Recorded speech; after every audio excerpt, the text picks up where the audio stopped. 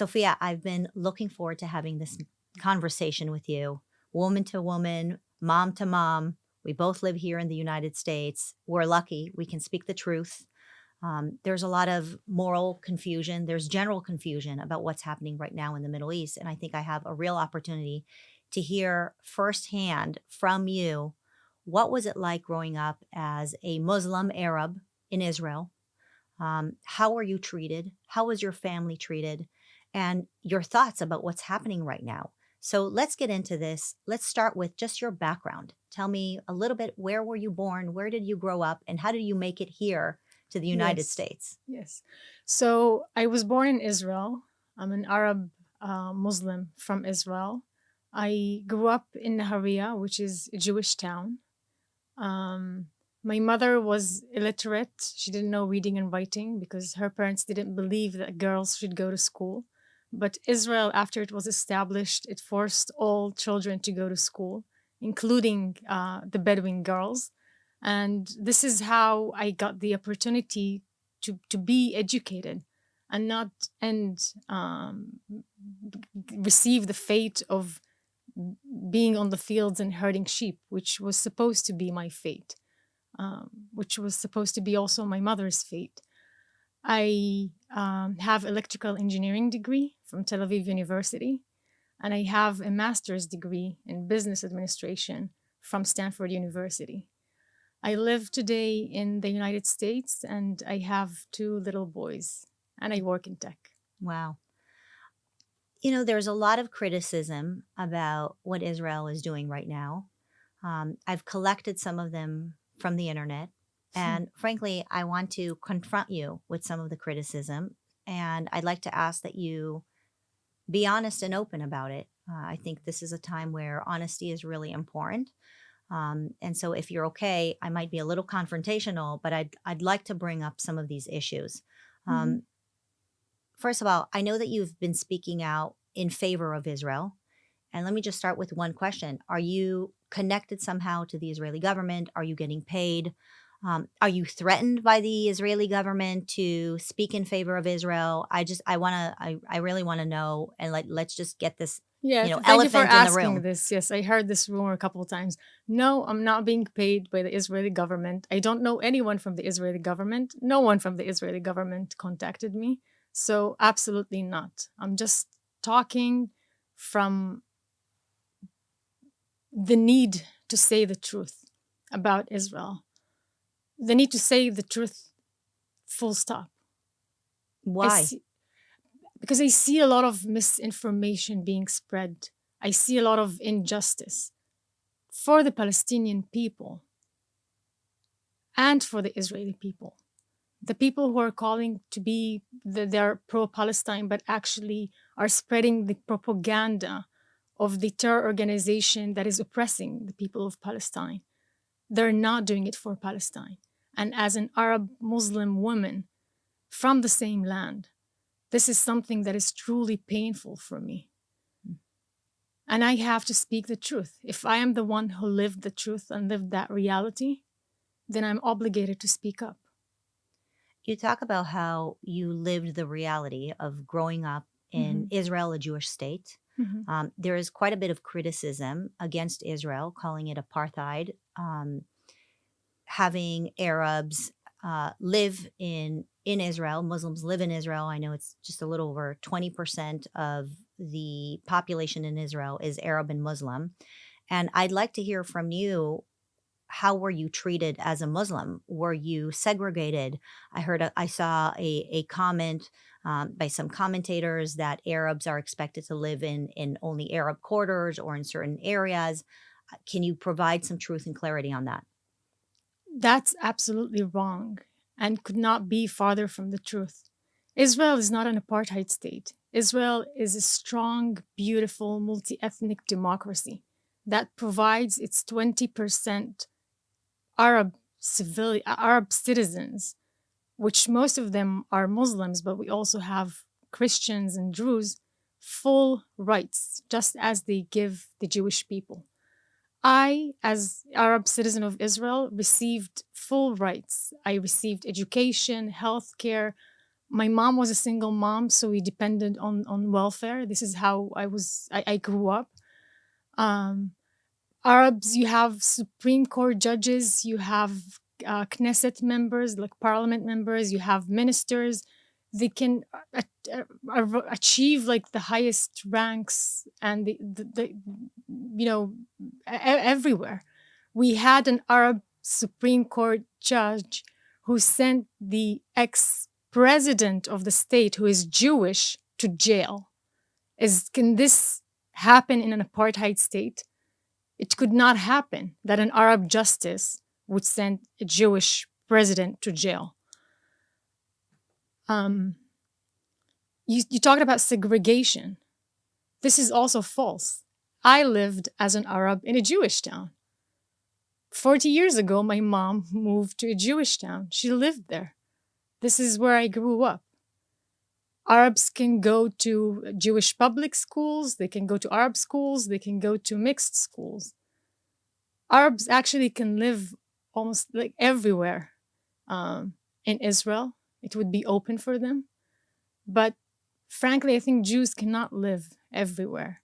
There are villages of Arabs in Israel, like Israel has a lot of, they have Arab villages, they have Jewish towns, and they have mixed towns, like Akko, for example. Haifa is another example. Tel Aviv is multi-ethnic. You have everything and all the kinds and ethnicities in Tel Aviv. Jerusalem is a mixed city. You have Arabs and Jews living side by side. The coexistence is there. And you have the Arab villages, which frankly, you won't find Jews living there.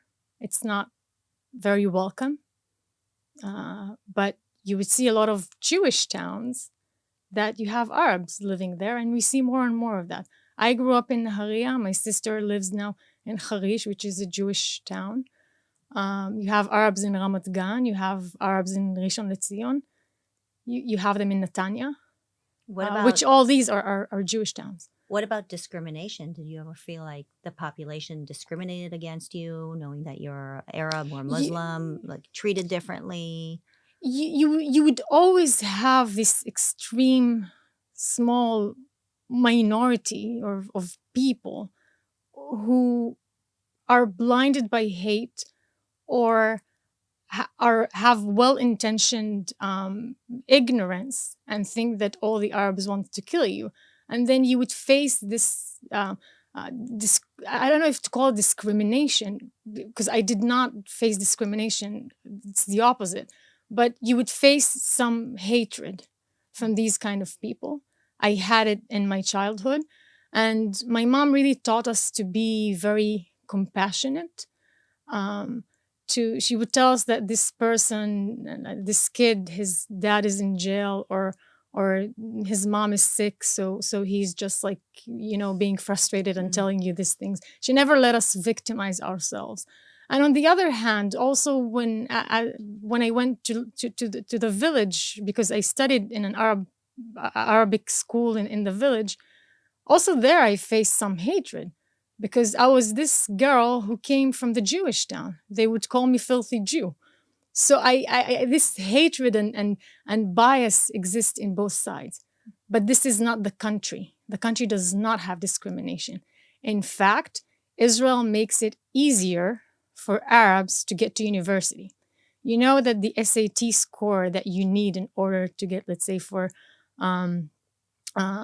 engineering, they make the bar a little bit lower because they see that maybe the percentage of Arab is not 20% of the people who are going to these kind of studies. So they make it easier for them to help them, I went to study at Tel Aviv University, and the university automatically offered me, I think it was 15% extra time in the exams because I'm an Arab.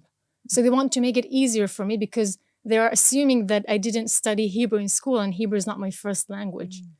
Automatically, I got this. When I went to Stanford as an international student, I didn't get this extra time. So Israel is really trying hard, and is doing so, to bring the Arabs together. And you see a lot of people are protesting against Israel. But you don't see Arab Israelis protesting against Israel in this war. They're actually, most of them think that 70% at least openly say that they are supporting Israel in this war against Hamas. So can we differentiate for a minute? There is the Arab Israelis, people like you and your family, that really feel like they're part of the fabric of the Israeli culture. And then there are the Palestinians, those who identify as Palestinians, and they live in areas like Gaza, possibly, or the West Bank. For those who are living in Gaza, what are your thoughts about the discrimination against them? A lot of people call Gaza an open air prison where the children are poor, the families are poor, they have no opportunities. What is your response to the criticism that Gaza is essentially an open air prison created by Israel? We need to put the facts right. Israel left Gaza in 2005, meaning in 2005 there was no Jew alive or dead in Gaza. They even took the graves with them. What they left in Gaza was all the greenhouses that the Jewish people used to grow the flowers and other things and export them to Europe. Okay, it was very successful agriculture, right? It was ethnical cleansing of the Jews, if you want. Thousands of families forcefully had to being uprooted from Gaza. And it was a test case for self-governing Gaza. Here, Gaza, we left, we gave you the keys to the greenhouses, we're leaving everything. You're free. Just become a state. We're letting you to be. And the sentiment in Israel during that time, I remember it because I was 15 back then, was a lot of hope that now Gaza is going to become the Singapore of the Middle East. And we were talking about the high-rises buildings that you saw that Gaza has. So it's really going to be Singapore. But what actually happened is that Hamas went in the following days, burned all the greenhouses, not giving the Palestinians the opportunity of economic prosperity. And then they got elected a few months later in democratic elections to become the sovereign government of Gaza. And once they got elected, they took the representative of the other party and all the people who supported the other party, which is the Fatah, and just threw them from the roof, executed them openly. You can see the pictures. They killed everyone who didn't agree with them. They would blame them that they are spies or traitors. Gaza is getting billions and millions in monetary aid. This money doesn't get to the people. It goes to Hamas to fund its terror against Israeli civilians and Israeli cities. And it goes to the leadership. Look at the leadership. Abu Marzouk, Khalid Mashal, Ismail Haniyeh. All of them are multi-billionaires. What did they do that they are multi-billionaires? They took the people's money. They took the cement to build underground tunnels, 300 miles of underground tunnels instead of building schools, hospitals, universities. They stole the fuel from people. They're executing gays. You cannot be gay in Gaza. I see a lot of gay people marching, supporting Hamas. You won't survive 1 minute there if you go to Gaza. If the Palestinians are suffering so much under Hamas, why aren't they speaking out? Why are they, you see them marching in their own streets, celebrating when Jews are killed. Why aren't they fighting against Hamas, speaking out against Hamas? We saw what Hamas is capable of on October 7th. We saw it very clearly. They will kill you. They have no regard to human life. You will just be killed. That's what they were going to do. To learn about really what Palestinians think, you need to go and interview the Palestinians, the Gazans who run away and are now in Europe. I watched an interview with 2 of them last week. They don't want Hamas. They condemn Hamas. They're saying that Hamas took everything from the people of Gaza, and it must be removed, and they cannot wait for Israel to remove it. They want peace. They want education. They want safety.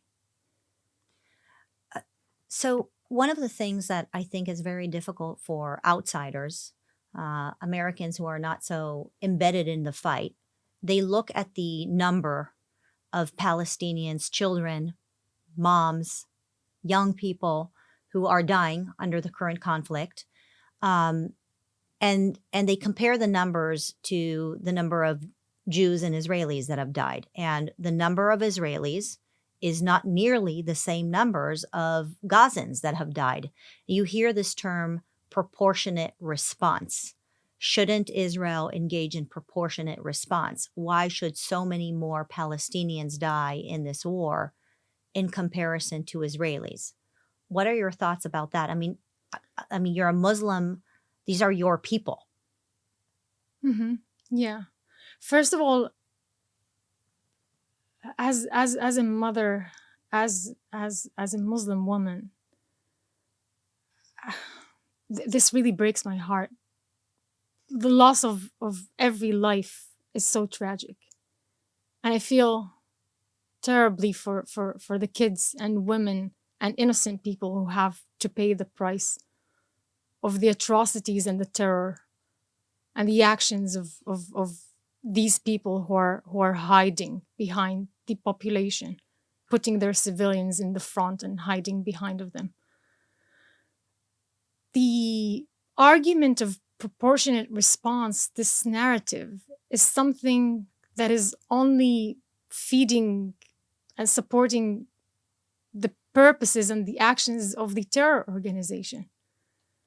For them, they want to use the argument of proportionate response so they can, when they use the proportionate response, and it actually incentivizes them to have more of their children, more of their women, more of their innocent civilians being killed, because then they know that the world is going to stop Israel or stop the other party from fighting the terrorist organization. The terrorist organization can continue to live as long as they kill as many of their people, because then the world is going to stop from fighting them back. Is this the message that we want to send the world? Is this the message that we want to send to the terrorist organization? As many of your people are going to die, you're fine. Because we're going to stop the other party from fighting you back. So you're basically saying that as long as we tell them that their numbers being high, the number of dead Palestinians being high, which is clearly what they're after as they use their own people as human shields, is like a victory for them in propaganda, and we are incentivizing it by calling for proportionate response. We're basically saying to them, yeah, keep using your kids as human shields. That's how you'll win the court of public opinion. Exactly. They're using the liberal values that have a high regard in human life to continue with their terrorism and to continue killing people. They just hijacked this entire thing. And another good example about proportionality, when you look in the Second World War, Britain lost substantially less people than Nazi Germany. What would you say? That Britain was wrong in fighting the Nazis because the Nazis lost more people? This is just a weak argument. Yeah, I'm not sure there's any war that has ever fought with the idea of proportionate response. I don't think the word proportionate response has ever come about until Israel. What war do you engage with when somebody attacks you and say, oh, I will only proportionally, I will moderate my victories. I will not push back as much as I can in order to stop the war. I will just come after as many people as you came after. I'm not sure, as you're talking about this, I'm thinking to myself, has the word proportionate response ever come about until now, until recently? I don't know. I never heard of it, but I didn't live through many wars except for the Israeli wars. But we have also to call out, there is ill assumption here that Israel is like is aiming at a certain number of civilians dead. Israel is not looking for proportion, is not trying to kill quid for quo. They're not trying to say, okay, you killed like 1,400, let me kill 10x or 5x, or it's not Israel's goal. Israel's goal is to return the hostages, destroy Hamas, so that the people of Israel could live safely. If it means that innocent civilians is dead on the Palestinian side, Israel would choose that 100%. They're not interested in killing innocent civilians. But wouldn't you say that if you allow Israel to just go in and do whatever they want in Gaza, then are you not allowing Israel to do, ethnic cleansing, genocide? I mean, these are some of the terms that you hear when people talk about this issue, where, giving a full authority to Israel to just attack this small little space. But it doesn't meet the fact. It doesn't meet the reality. The only ethnical cleansing that happened in Gaza is the ethnical cleansing of the Jews who were uprooted from the Gaza Strip in 2005. They had to leave their homes behind. They have to leave their businesses behind, everything. They were forcefully taken from there by the IDF. The IDF was fighting the Jews who were living in Gaza and just like pulling them outside of their homes. Yeah, but that was a long time ago. But now, when Israel is launching rockets into there and basically bombing hospitals, bombing the streets, bombing the refugee camps, you see little kids, bombed. First of all, Israel does not bomb hospitals. This is exactly why Hamas has the command center under Al-Shifa Hospital, which was also confirmed by the US that this is the case. The command center of this terrorist organization is underneath a hospital. Think about it. Israel asked the people of Gaza to evacuate. Israel opened humanitarian corridors for them to evacuate. It secured humanitarian corridors for them to evacuate. If that's true, why Israel didn't they evacuate? called made tens of thousands phone calls to Palestinians, to Gazans, asking them to leave. And they were crying back to Israel and telling them that Hamas took their car keys. They cannot leave. Ismail Haniyeh asked the people to stay in the war zone. He appeared in every television. Just look for the videos. He told that there is no hijrah. There is no leaving. You cannot leave to the south. They took the people car keys. They blocked the roads. They bombed the cars who tried to run away. So I just don't understand these arguments. Yeah, look, these are not my personal arguments, but I'm repeating some of the things I'm seeing online. But some of the things that people are saying online is that it was Israel who blocked the Palestinians from moving away from where the attacks were going to take place. So they only need to listen to the recordings of the Palestinians who's saying otherwise. They need to look at the videos. Mm-hmm. They need to look at the videos of them shooting the people from the roofs, people who are holding, the white flag of surrender, who just want to move to safety. They had the white flag, to signal to the IDF that we're just civilians, please let us move. And they didn't know that the terrorist organization, which is supposed to be their government, is actually going to kill them. They killed the people. Who held up the white flags? They did. Sophia, where do we go from here? How do we get more people like us, a Jew and a Muslim, moms, citizens of the world maybe? How do we get, what is the solution? What is the solution for Israel and the Palestinians and the Gazans and, frankly, college campuses around America where we're seeing more and more hate that is developed over this current conflict? Mhm. First of all, we have to remove Hamas, which is a terror organization, for the Palestinian people, because if you care about the Palestinian people, truly care about them, you wouldn't want them to live under a terror organization that is killing them, that is oppressing them, that is taking all the resources and leaving them with nothing. This is the first thing that we need to do if you care about Palestinians. And also Israel, this is what it needs also to do with regards to the Hamas. They have to remove them. It's a Nazi organization who wants to annihilate the Jews. They talk about this openly, and they said that they would repeat the atrocities of October 7th again and again and again. So Israel doesn't have any choice but to stop this. And after this is done, we remove this source of evil and hatred towards the two people. I think this is the time for the international community to come together and really give the Palestinian children what they need. Give them the healthcare that they need, give them the education, give them the resources. All the monetary aid that today is going to the Hamas and to the bank accounts of the leadership, the corrupt leadership, the terrorist leadership, give it to the people. Build their schools, build universities, rebuild the greenhouses.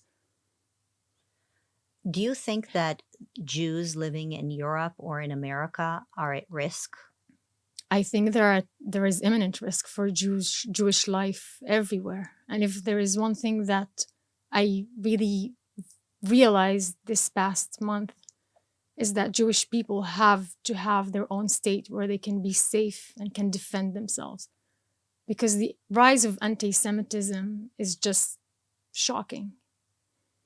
What about Christians or non-Muslim believers? I know that sometimes they're labeled as infidels. Do you have any concern for, I guess, Americans, Europeans who don't hold the Muslim faith? I mean, when you talk about Hamas's ambitions, what are your thoughts around that? I think the Christians would be next. The Jews are first in Israel, probably, and then elsewhere. And then it will be the Christians next. You saw what ISIS did to the Christian places in where it used to rule, right? It took down places, historical Christian places, and just tear them down. I feel like as an Arab, I was very safe in the Jewish state. I knew that I was safe in the Jewish state. I don't think Jews can be safe in an Arab state, and I don't think that they can be safe anywhere, because you look at the pictures from London, what is happening there. You look at the pictures from last Veterans Day in New York, when the protester is taking down the American flag on the Veterans Day. Is this something that is acceptable? They're violating the American values. They're violating the liberal values. And I don't think it will stop with the Jews. What's happening in Israel is the war between liberalism and between and darkness. Liberalism versus darkness. And Israel is at the forefront of this war. But we need to make it clear. And all the countries and nations who value liberalism, they should stand behind Israel. And they should stop whatever is happening in their own countries, because they're next. I want to ask you another follow-up question to your concern with this ideology and my concern with what is happening in the West here in the United States. We've seen the protests on campus. We've seen violence in American streets. What do you think should be done with college students who are engaging in pro-Hamas protest? I mean, I'm a huge believer of freedom of speech. I believe that I may not agree with you on everything, but I'll defend your right to say it. I think it's an important part of what American liberalism and liberty means. And I am struggling with wrapping my head around the idea of allowing students, especially who have come from other countries and can go back to whatever other countries, who will protest on our campuses chanting death to Israel, death to America, from the river to the sea, Palestine will be free. I struggle with that. I struggle with the idea of freedom of speech and the idea that people come here and destroy what we built here in America and chant favorably for terrorism. And I'm curious, what are your thoughts on that, given that you have been on Stanford's campus? You have seen what's been going on over there. You lived in Israel. You lived in Arab towns. You're so familiar with this ideology. How should I wrap my head around this? Yes, it should be very clear. Again, as an Arab Muslim woman, that I know that the freedom of speech is not something that you can take always for granted. I support freedom of speech and I'm all behind it. But we need to be clear when the freedom of speech becomes violence speech, when it becomes incitement to terror and violence, when it becomes defamation and spreading lies.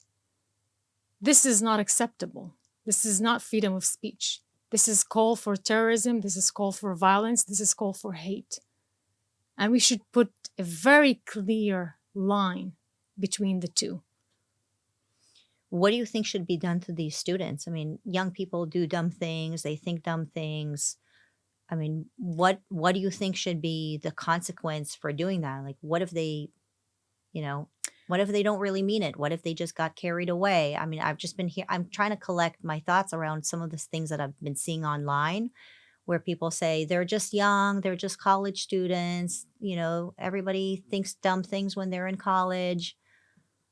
I can give them the example of my friend when she was 13. She heard my teacher glorifying the Intifada and telling us that if one day we can become a shaheed, then we should take that. He said that enough times that my friend told me one day that she wants to become a suicide bomber. This is how terrorists are being made.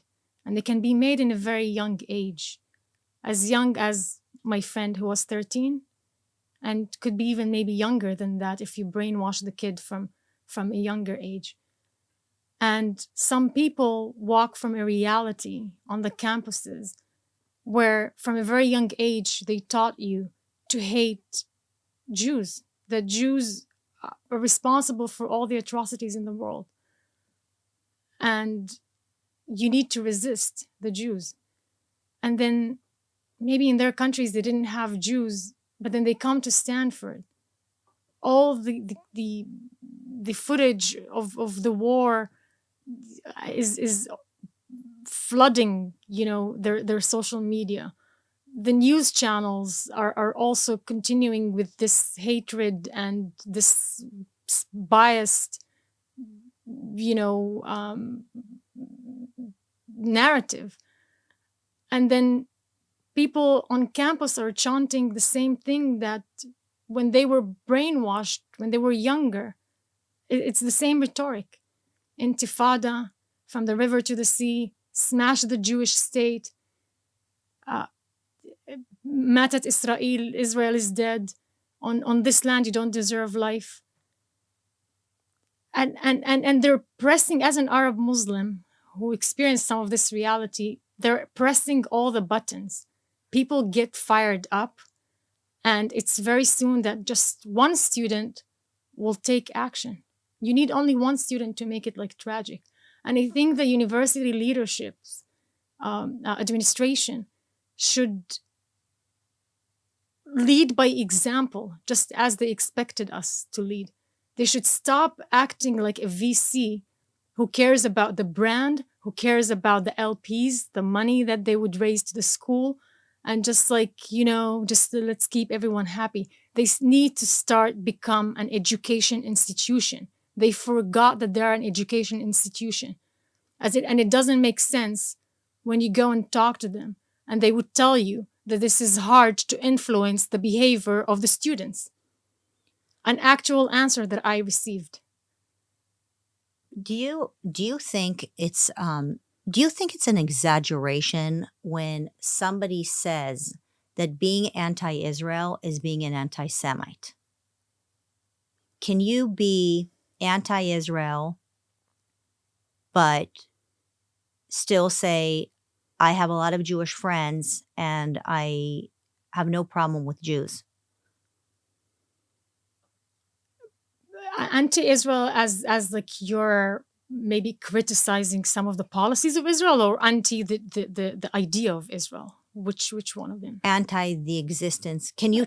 So here, let me rephrase this. Can you chant from the river to the sea, Palestine will be free, and still say that you are not an anti-Semite? No, you cannot. This is like a paradox. You cannot. One of the things that a lot of the mechanisms that I saw being used on campus and student organizations such as the Student Justice for Palestine, that has nothing to do with justice or standing for the Palestinians, they say like, we're not anti-Semitic, we're anti-Zionist. It's practically like saying, I'm not against women, but I don't think women should have rights. What does anti-Zionism mean? What does Zionism mean? Zionism means that the Jewish people have the right to have a state where they can live safely and free of persecution. This is something that happens to Jews throughout their history from the beginning. And we see it again today. Like, we don't need to look back to the past. It's happening now. This is what Zionism means, that the Jews can have a place where they are free from persecution and can live safely. How can you not hate Jews? Like, if you love Jews, you should want this for them. So saying like, I'm not anti-Semitic, I'm anti-Zionist, or I'm not anti-Semitic, I'm against Israel, or the idea of Israel, it's a paradox. It's ridiculous. I want to ask you one last question, which is basically the same question I asked you at the top of this conversation. Sophia, why are you doing this? You are obviously saying things that are quite controversial, not very popular, certainly not where you live. You're a Muslim. Why are you risking your life to share what you are sharing? I'd imagine you are risking your life. And so why are you doing this? Is somebody paying you? Is somebody pressuring you? What's in it for you? Yes. I am risking my life. I was targeted by Hamas supporters after one event that I spoke in. I was targeted by the Student Justice for Palestine at Stanford. I am risking my life, but I cannot stop from speaking the truth. I've been in that reality. I lived through my experiences, and I know what is the truth. And when you see all these lies being spread, it's something that I just cannot stop. I don't have the option of not speaking up. I don't feel like I have the option to not stop it. And I don't see here any conflict with the fact that I'm a Muslim, because I don't think that anything of this is against Islam. Actually, Islam values people who speak up the truth, values justice. And for the Muslim people, which is the majority, if not all the people of Gaza, if you care about the Islam, you should care about the people. And so this is not, like, standing with Israel is not standing against the Islam. Absolutely not. So I don't see here a conflict with me being Muslim. In fact, it only supports the fact that I need to speak up. I think it's hard for people to believe or accept this idea that Israel is defending itself 30-something days later, especially when they see the videos and the images coming out of Gaza. You know, maybe the first 6 hours, 24 hours, Israel would say, yeah, this is all defense. But 30-something days later, they're still defending themselves against the tiny little Gaza. Mm-hmm. Yes. So my answer to this is, after 9/11, when the US was fighting the Taliban and Al-Qaeda, did you also think about it as an offense on Al-Qaeda and Taliban? The only difference between what happened, the atrocity, and I hate to do comparisons, right? Because this is an atrocity and the other one is atrocity. But let me tell you the difference between the two. The atrocities that happened on October 7th, compared to the size of the population, is 17 times of what happened at 9/11. The Taliban, or the Hamas in our case, is living on our border. Think about it like the Taliban was living on a state in New Jersey. And they're saying openly they're going to repeat this again and again and again and again. And throughout this entire month, even today, they continue to fire rockets on Israeli cities and civilians. Last week, we had over 380 rockets being fired on Israeli cities. Since the beginning of the war, we had 10,000 rockets fired on Israel. Would America accept that? We have 240 hostages held in Gaza. The younger one probably is just a newborn baby, because the mom, she was 8 months old when she got, she was eight months pregnant when she was kidnapped. But otherwise, there is another baby who is 9 months old, and we have elderly who are over 80. They're held hostages in Gaza, innocent civilians. We want them back. And there are hundreds of thousands of Israeli citizens who are displaced because Hamas ruined their homes, or because of Hamas threats to repeat this again and again. They're displaced. They cannot go back to their homes.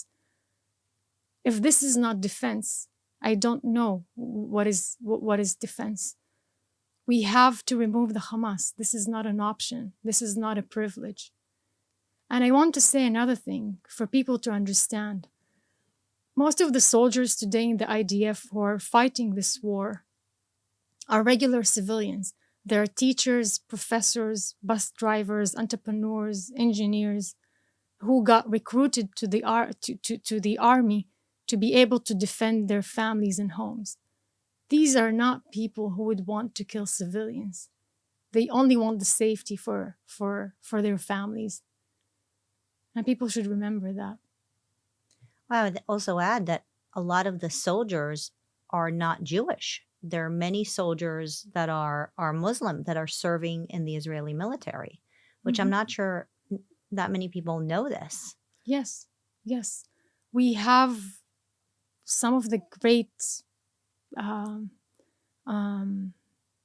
the hero stories that we heard from October 7th was when two Arab soldiers fooled the Hamas terrorists and made them think that they are one of them, and were able to kill them before they reach the families that were staying at the army base, because that was a holiday. Some of the families came to visit the husbands who were serving. We have thousands of Arab Muslims. We have Arab Christians. We have thousands of Druze, which is another ethnicity, another religion. They're Arabic people, but they have different religion, who are serving in the IDF. My father was the first colonel, first Bedouin colonel in the IDF. He was the co-founder of the tracker unit. My brother is currently there, and my sister, she's an officer in the IDF. So you need to know that. It's not a war of Jews against Arabs or Jews against Islam. It's a war of one liberal nation, democratic nation, against a terror organization. And I don't know why people are confused. Well, thank you for your courage and your clarity. One of the things that I always say is that I am obsessed with truth. And we're living right now in an era where the truth seems to not matter that much to people anymore. And I think that those of us who can bring the truth to the world are living a better life. I rather live a life that is full of meaning and truth. And as I say around here all the time, fighting evil is fun. It's not easy, but it's fun. So really appreciate you coming in, and thank you for all your insight. Thank you. Thank you.